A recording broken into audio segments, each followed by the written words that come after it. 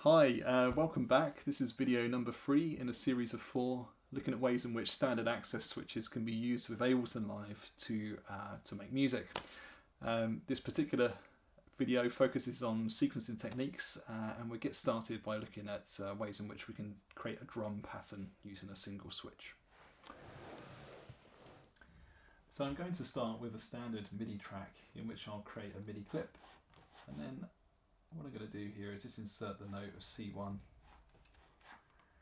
As shown in video 1, I'll change the playback behaviour by switching off loop and setting quantization to none.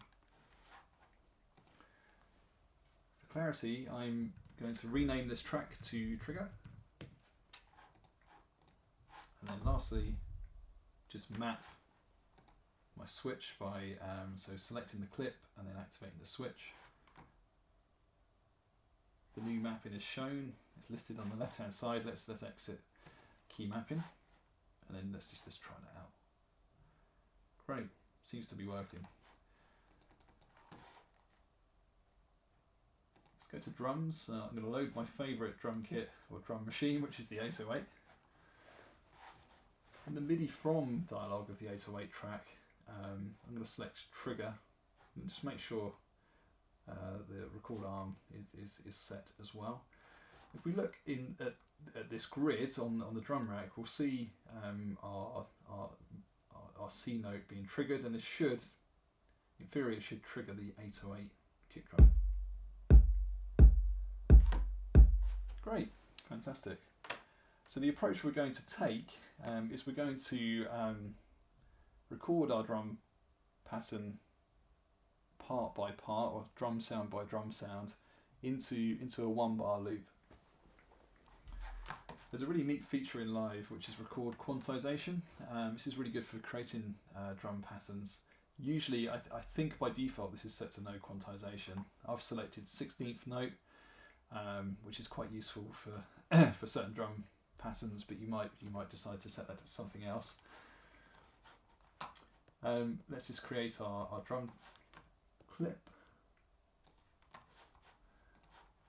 I'm going to switch on the metronome just to give us something to play along to, and then activate a session record.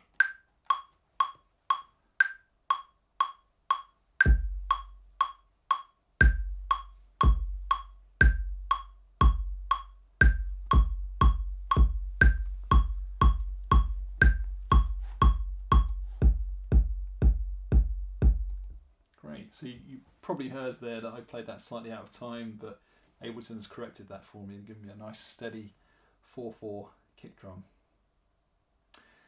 Now, there are two ways in which we could trigger another sound. We can either look at the 808 sort of clip view or the trigger clip view. But it's usefully the different drum sounds have been listed here for us, so we could move this to select a different drum sound. An alternative really is to use the pitch effect and then just use this to transpose, so that there are two options there really. So I'll use the pitch effect, and then this should be playing the rim shot. So let's activate session records and record in some rim shot.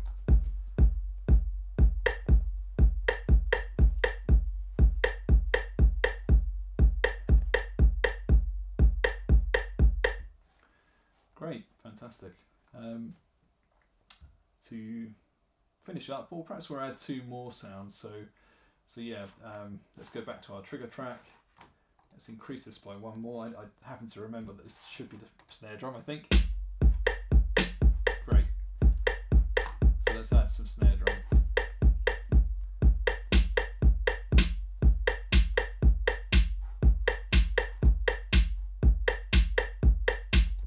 Fantastic. And then last of all, we'll put some closed hi-hat in, which perhaps I'll just place that there.